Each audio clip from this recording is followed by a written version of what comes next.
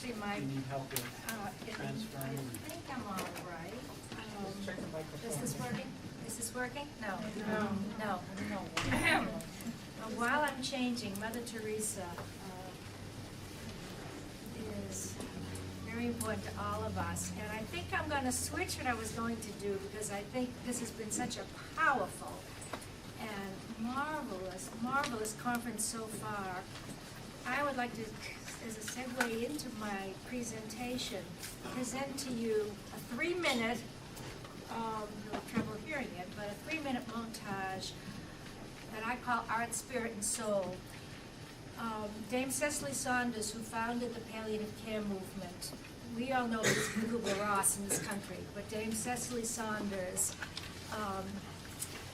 was one of the 3 saints. Mother Teresa was with Kubler-Ross and Dame Cecily Saunders. And she recently died in St. Christopher's, the hospice she founded. And I happened to be doing something at St. Christopher's. I was with her a few weeks before she died. I presented her with this, something I used in my presentation, and she was so touched that I dedicated it to her on the spot. And so what I would like to do is, just as we take a break, and for many reasons, I think many of the people we've cared for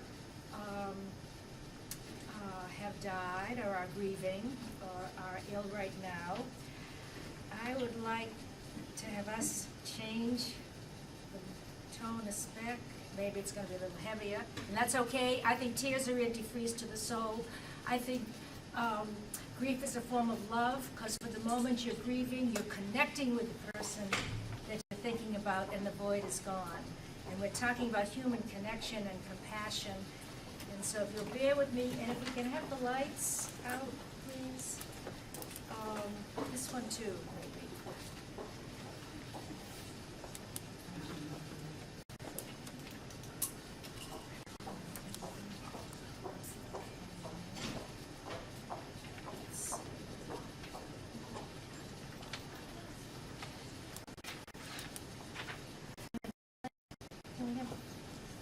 Really, you won't need to take notes. I think we're working on that. I know there's one over here. About.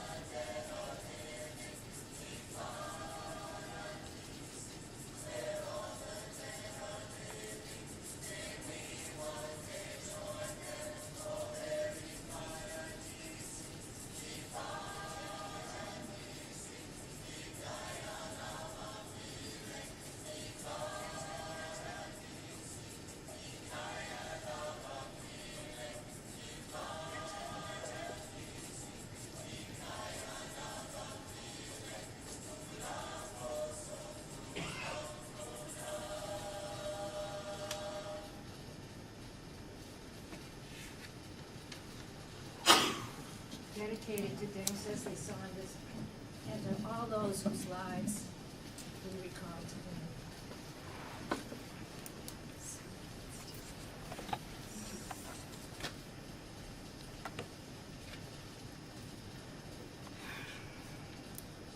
So,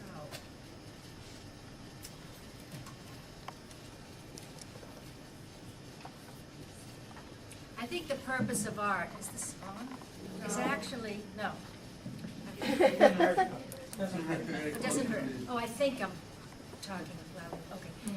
I think the purpose of art is to unlock our valves of feeling, to return us to life more forcefully, more authentically, if I can find my presentation. Now, I gave you a handout, and we didn't have much time, but I really believe, and you'll see a little bit of this. Wait a second. We'll see a little bit of this as I race through this presentation. It's been such a full day. But I've something that I've called visual case studies, and also a little acronym, HOPE, H-O-P-E. You could say leprosy, you could say grief, you could say anything really that you wanted. And I just would like to encourage you to try these other ways of knowing. You know, we've seen a lot with the microscope has taught us so much today, but I think the arts also have a way of teaching us about what is invisible and intangible and impossible. And I think there's something about that that has to do with what we're all doing. And I think also, I believe in refueling the clinician. So if you want to do anything with any of these visuals, you'll be seeing them used in the presentation, all with hope, or with someone's name, and would care to send it to me. At the end, I will do something on the website, or you can do something with yours, so we can see the compilation of what people did. Amazing, all the differences. So, I've called this the healing power of hope, grief, and human connection. And I think each of us needs periodic kind of rebooster shots to inform our practice and to invigorate our imaginations and souls and to remind us why we're doing the work we're doing anyhow. How many of us are involved in the caring professions, healthcare professions? Okay. Or how many of us are mortal and have someone who's been ill and dying and grieving? Okay, fine. Now, much of what I did for today, when Paul invited me, I was thrilled, and I realized that most of what I knew had to do with my work with AIDS. I've been doing an awful lot of work with AIDS and was lucky enough to work in Botswana and Namibia. And so I'm very quickly to bring this, just the AIDS situation to this context. There are funerals Saturday every 15 minutes here this was actually in Namibia. And you can see the fresh graves, they're just every 15 minutes, and you hear the songs from one, playing as you're starting another one. Literature has a way of dealing beautifully with the stigma. This is on your reading list, by the way. Unity Dow, if you read one book, please read Far and Beyond. All around him were fresh graves. Fresh graves. Can a grave really be fresh? How can death be fresh? Fresh, not spoiled, not stale, not rotten, not musty. He looked at the not fresh graves and noted the dates of birth. Young people who had died prematurely. He had known about their long illnesses, their deaths, and their funerals.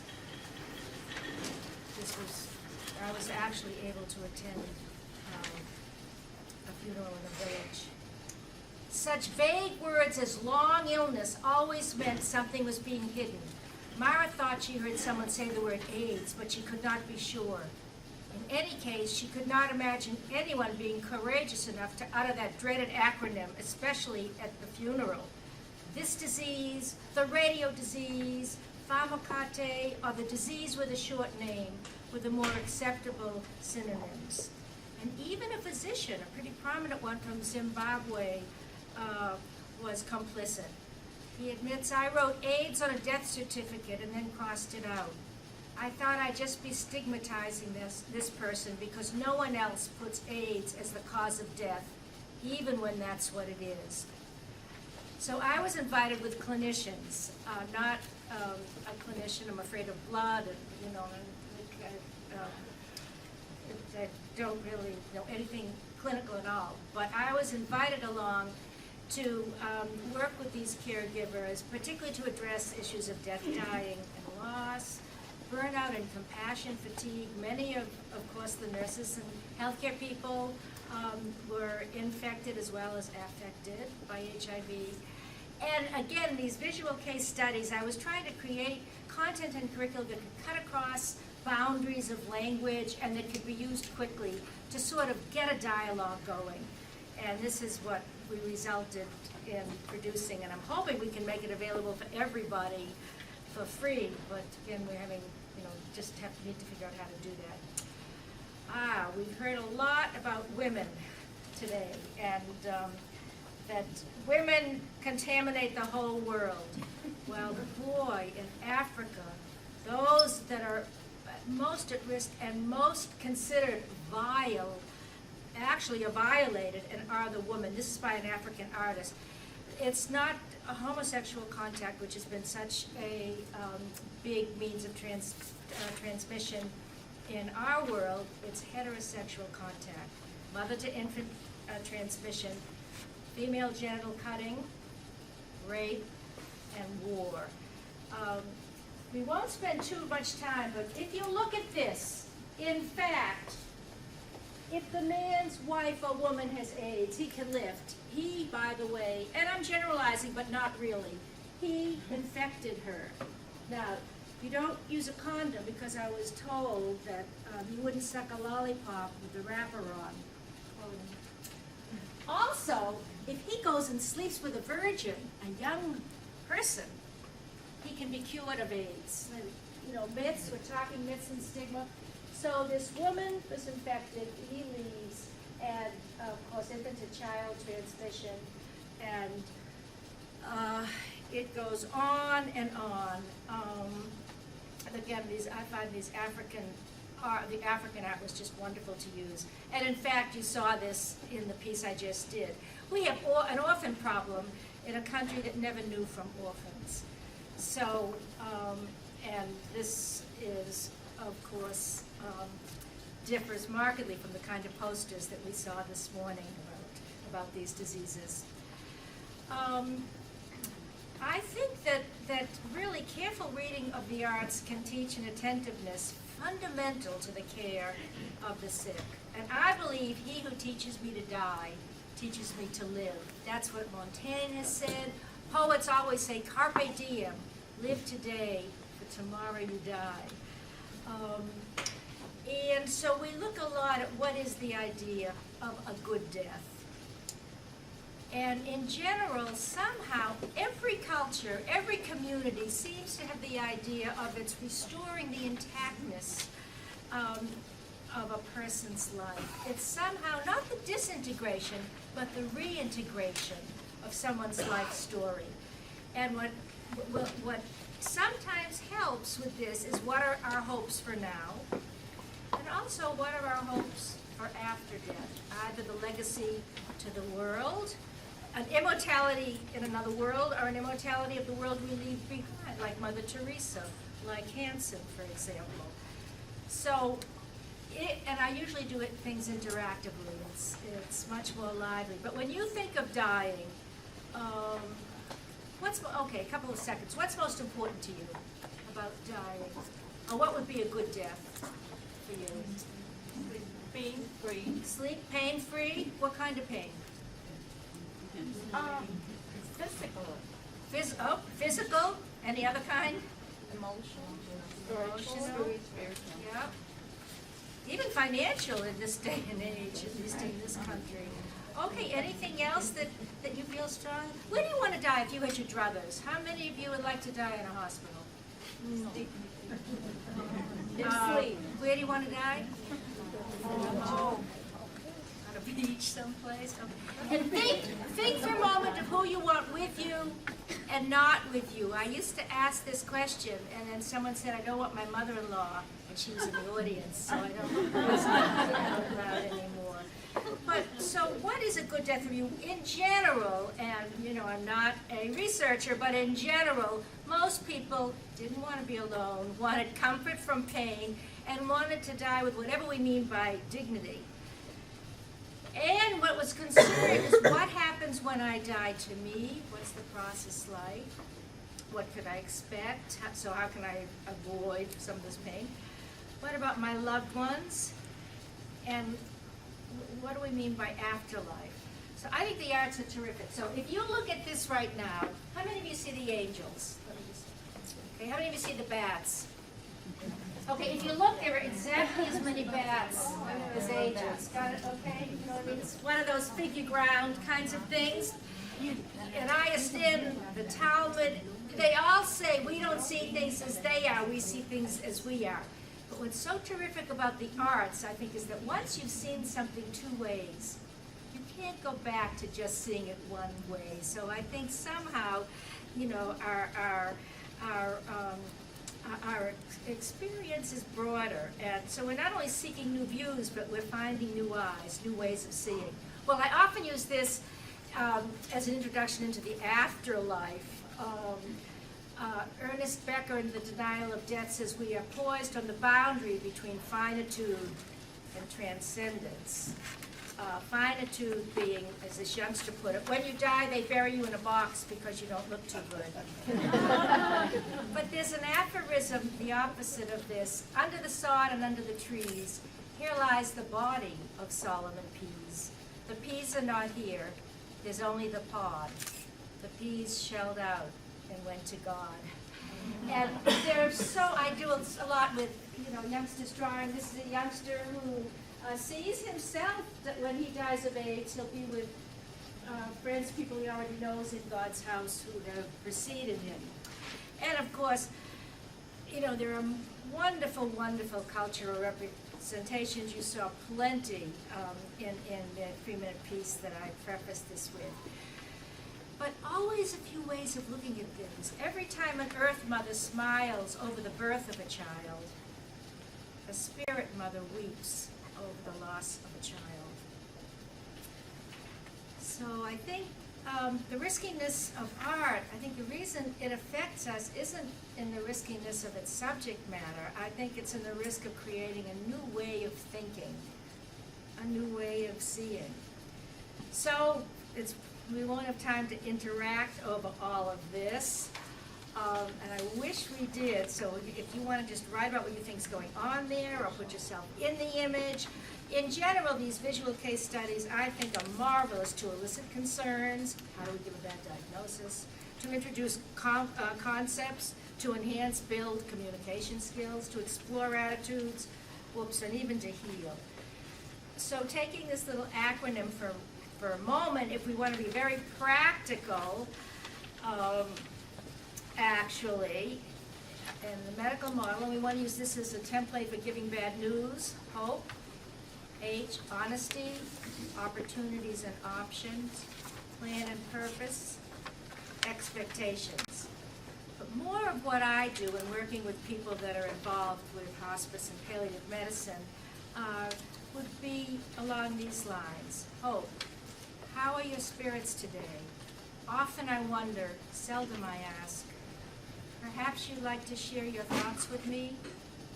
Every day is different. From Africa, Heavenly Father, open your arms and heart. Prepare me for whatever happens. Endings are but new beginnings. So it's not really a question of whether hope exists, but in what shape or form it can be found. And it's fragile, it can change from day to day, but I think where there's life, there's hope. And somehow, in articulating it in this silly little exercise, you maybe find out what it is that you're hoping for. Help me, God, our family is so sick. Please promise my children eternal life in heaven. Most of the people where I was in Namibia and Botswana were Christian.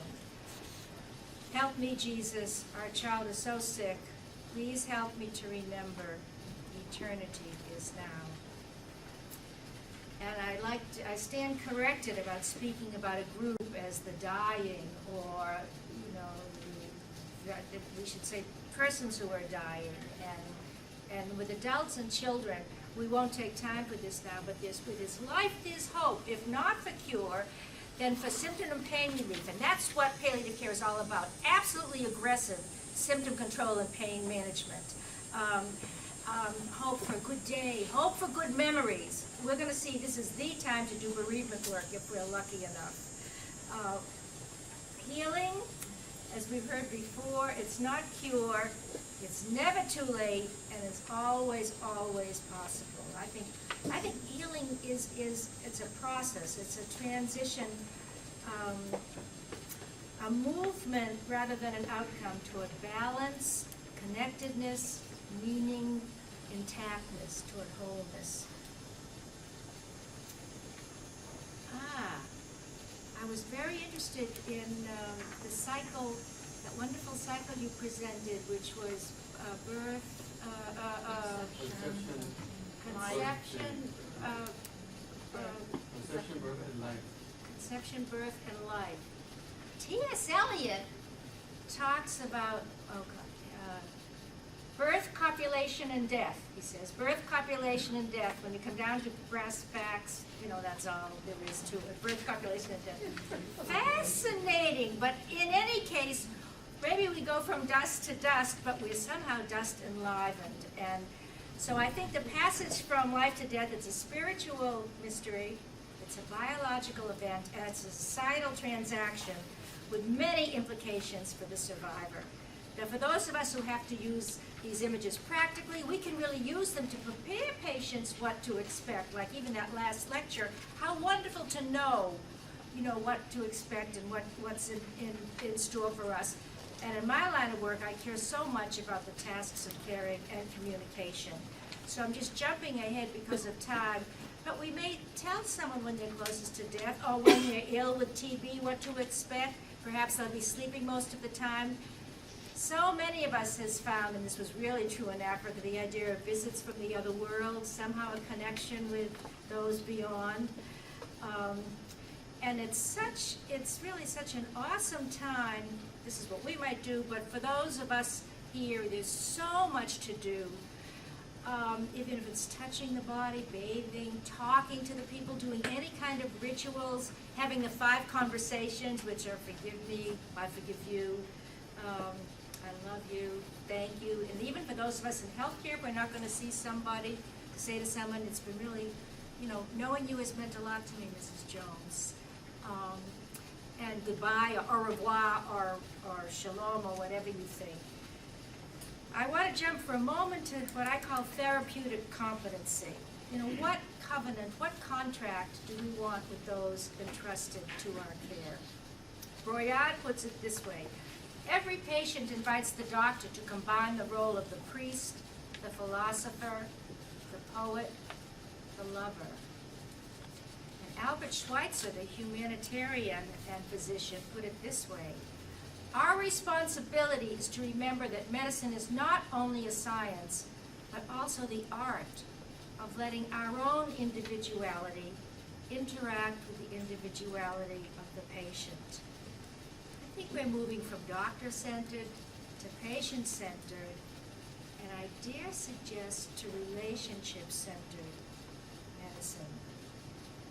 Norman Cousins prayed that when physicians go into a patient's room, they will recognize that the main distance is not from the door to the bed, but from the patient's eyes to their own, and that the shortest distance between those two is a horizontal straight line, the kind of straight line that means most when the physician bends low to the patient's loneliness, fear, pain, and when the physician's hand on the patient's shoulder or arm is a shelter against the darkness. None of us know what to say. We needed customary speech, but knew no custom. So I think what we're talking about is the ability to absorb and interpret and respond to the meaning of stories like we've heard this morning, and images, and as we saw in that last presentation too, and all the presentations. For me, therapeutic competency, because I just really love the arts, I'm calling aesthetic competency. I think where it's increasing our understanding of ambiguity and nuance and metaphor and comfort with the inexpressible. And I think children's literature is an underused resource. This is therapeutic competency par excellence from The Little Prince. What does it mean, tame? It is a task too often neglected, said the fox. It means to establish ties. If you tame me, it will be as if the sun came to shine on my life. I shall know the sound of a step that will be different from all others. What must I do to tame you? First, you will sit down at a little distance from me. I will look at you out of the corner of my eye, and you will say nothing. Words are the source of misunderstanding. But you will sit closer to me every day. You become responsible forever for what you have tamed. Little Prince reflects, one runs the risk of weeping a little if one lets himself be tamed. And the fox's simple secret is, it is only with the heart that one can see rightly. What is essential is invisible to the eye. Clearly examining the spiritual dimension of illness means that our own spiritual journey as a healer comes into question. But it's about authenticity, about sharing in one true moment. And there's a marvelous poem by a physician poet, Raphael Campo, who did a lot of work with people with AIDS, speaking about stigmas and drag queens. This is called her final show. The physician poet writes, she said it was a better way to die than most. She seemed relieved, almost at peace. The stench of her infected Kaposi's made bearable by the opium applied so daintily behind her ears. I know it costs a lot, but dear, I'm nearly gone. Her shade of eyeshadow was emerald green. She clutched her favorite stones, her final show. She'd worn them all, 16 necklaces of pearls, 10 strings of beads. She said they gave her hope. Together, heavy as a gallows ropes, these gifts of drag queens, dead of AIDS. Those girls, they gave me so much strength, she whispered, as I turned the morphine up. She hid her leg beneath smooth sheets. I straightened her red wig before pronouncing her to no applause. I just think it's all about human connection. And by mistake, when I was doing one of these presentations, I flipped the image. We are involved. What but time and vanity separates us from them, from any of the people that we've seen or that we're thinking about now?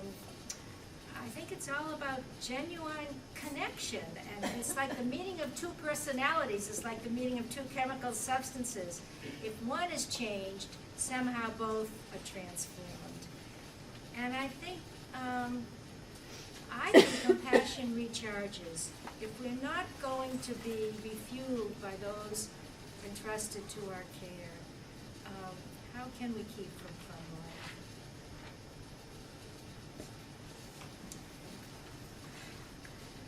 Now, though the arts remind us that tragedy, loss, death, a relationship are eternal, existential, unanswerable questions, it doesn't stop us from trying to solve or fix them.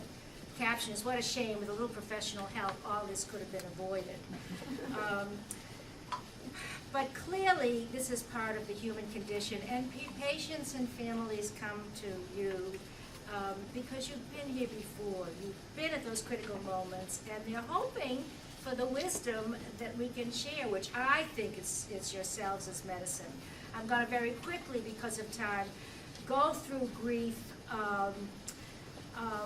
But grief, like hope, like art, like love, all of these, I think, see the invisible, as I said, achieve the impossible, and feel the intangible.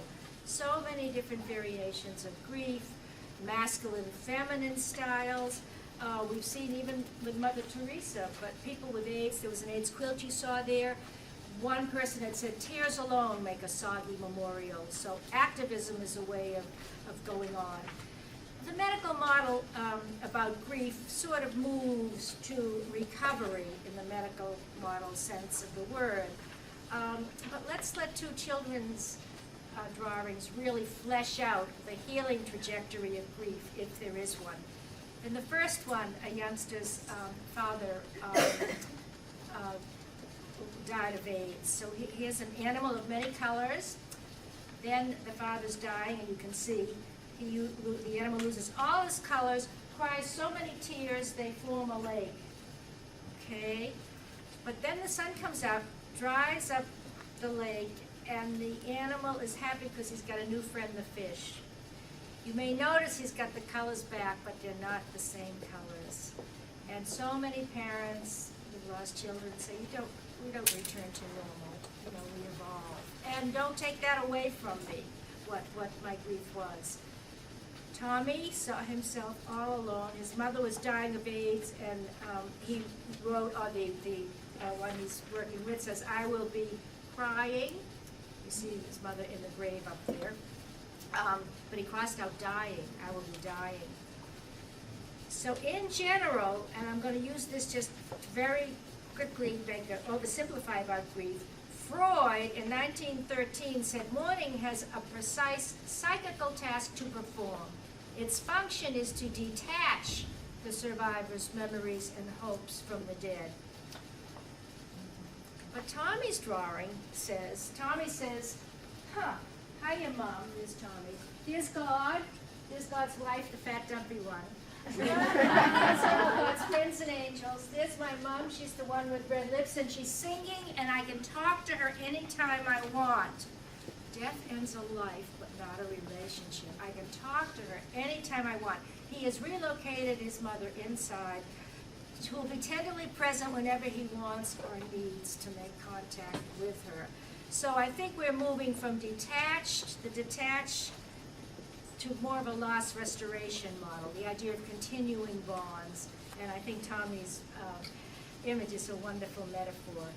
So where there's life, there's hope. Always hope for healing. For example, if Tommy's mother had had this drawing, she maybe could have said, Tommy, talk to me always. Open your heart. Mommy is there. Mommy will always love you. You are my Tommy. And what I want to do, and very quickly, take us quickly through 3 scenarios. This first one is horrific, where where a partner reacts in retrospect with appropriate outrage. Remember, where there's life, there's hope. After having taken care of my wife, my partners, everyone to me for 5 years, I was forced out of the room a second after she died by an intern I had never seen before, who wanted to be alone while he pronounced her dead. I think if he had witnessed these next 2 scenarios, he could have changed a profane moment into a sacred one. This is the time to do bereavement work if we're lucky enough. This is the time to prevent against the what-ifs and if-onlys that plague the bereaves. So here, a middle-aged man had a horrific relationship with his father, but somehow he's there as his father is dying. Oh dear, what's happening? Oh wow, the wow finished.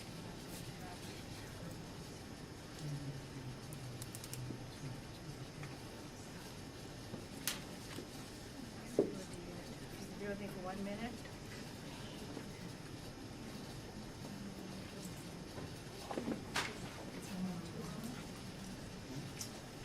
Okay, let's just try. Hang on. All right, well, here. Okay. Pop, I said, you've been a good father, just what I wanted, just what you were supposed to be. You made me into a good son, and I'll always remember. You did what you were supposed to do, and don't have to reproach yourself for anything. I'm proud of you, and you can be proud of yourself, too. I love you, Pop, just like a son loves his father. And as a man, too. God bless you, Pop. I talked to him like this for a long time, crouched close, not because I cared whether anybody else heard, but because I wanted him to hear. As I spoke, listening to my own words as though they were the judgment of some third party, I realized with a mild astonishment that they were true.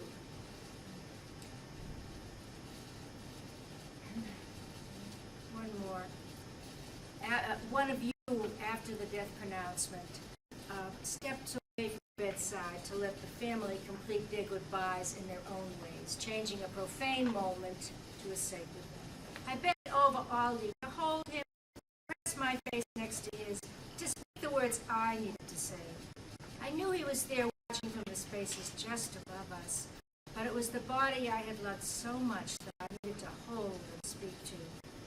Then I straightened up, and Jennifer embraced him, whispering her words of love. She stepped away to make room for Connie, and one by one, each person moved to the head of the bed opposite me and held him, or touched his hand and spoke as they felt moved. So where are we? There are all kinds of ties in one's life, all kinds of friendship, loves, complexities, but there is only one person whom one needs for dying. To have such a person is a great good fortune. To be that person, to have been such a person, is a heavy and blessed experience. Once in each lifetime, we are meant to be a blessing to another.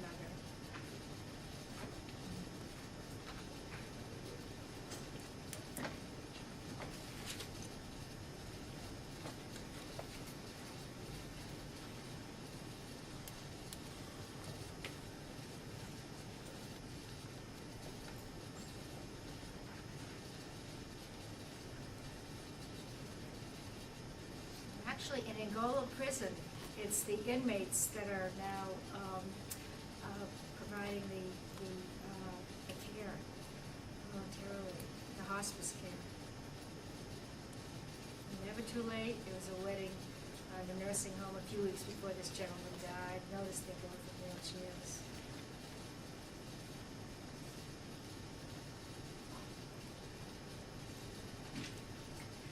We're chemical metabolic creatures. Sometimes maybe just the warmth of a pet or an animal can be the solace. It's 3 generations. This was EMS. And the tubes are just palliative. Frank, the caption reads, Frank Tugend and his grandson Dan Jury, 1954. Dan Jury and his grandfather, Frank Tugend, 1974. I mean, death is not only horror and exhaustion and separation. It can be a time of great communion. It can remind us of the splendor of life and the connectedness we share with one another. So for me, death is the backdrop against which we play out our mortality and enact our humanity. And as I said in what I wrote about this, I used to close with a Chinese proverb, you cannot prevent the birds of sorrow from flying overhead, but you can prevent them from building nests in your hair. Not meaning to claim that the arts can stay or stop the flights of the birds of sorrow, but I do think they can help us better appreciate and endure them. And I think after all I've heard, and I've been coming to think lately in work, I'd like to close with something that Chardin said. Perhaps we are not human beings having a spiritual journey, but spiritual beings having a human journey. Thank you. And